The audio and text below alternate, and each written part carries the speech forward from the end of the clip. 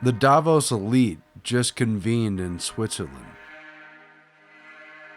And as much as they care about themselves and their own financial interest and their luxury homes and their privileges that are not afforded to the rest of society, they're very concerned and have been in recent years about the growing inequality, the wealth gap, the enormous difference between the handful of billionaires who rule the planet and everyone else who's returning to a type of feudalism.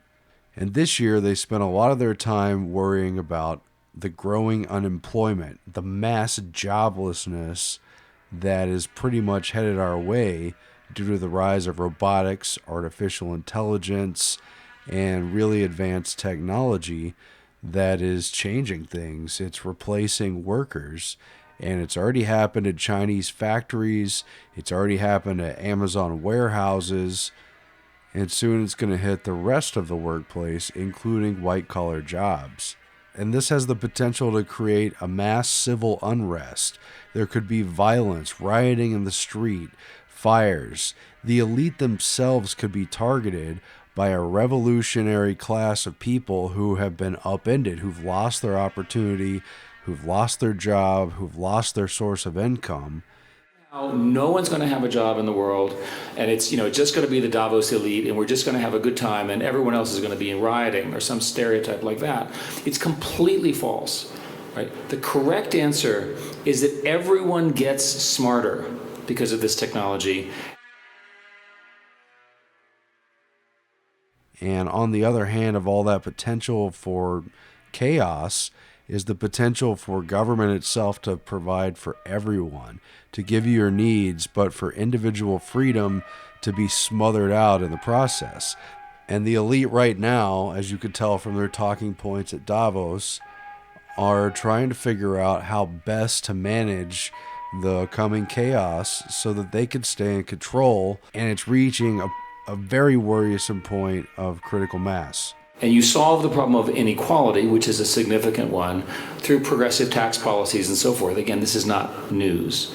So I stumbled upon a speech by Norbert Wiener, the guy who invented cybernetics and basically brought machinery and robotics and automation into the workplace and into society in general. Way back in 1950, he was at a meeting with a bunch of top managers and large employers and stuff like that. And he's given a speech about everything that his technology can do and how easy it is to replace human action, to program what people do, and to use the computers and the machinery to do it for them. And in 1951, he starts talking partway through the speech about the elimination of the human being in the process entirely. He says this elimination obviously could lead to great unemployment. We have a very interesting situation here with catastrophic possibilities.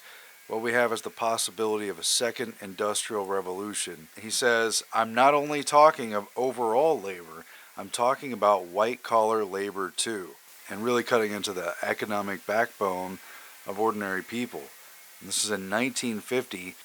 He already knows that these machines are not limited by relatively simple matters, that they're going to get more and more sophisticated, and that there's really very little that regular people can do that machines can't do in replacing them. Most everything that we're doing is replaceable. So what does that mean for jobs? He's actually warning the managers in 1951 that they've got to control the implementation of this. He says we have to adjust ourselves socially to it. Mind you, we can adjust. The adjustment will not come automatically.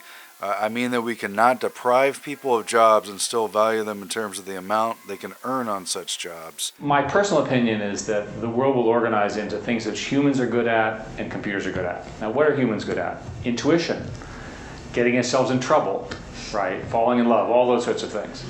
What are computers very good at? Infinite memory, very good needle in the haystack problems, and an awful lot of data analysis. He knew that the automatic factory was coming. He knew that all this stuff was going to take off. And here we are 60, 65 years later, and and that's still the case. It was offset a little bit by the consumerism of the 50s and the excitement over new gadgets and things like that, but there's still been an overall deindustrialization and decline of labor and the erosion of good jobs. People saw what happened with the 2008 economic crisis. There really never was a true recovery, and there's not a lot of good new jobs coming up, and new college graduates and other people who are looking to start careers aren't finding the careers they thought they were going to have, and they are beginning to fear that the number of people affected by joblessness and displacement and unemployment could be even higher than they once thought.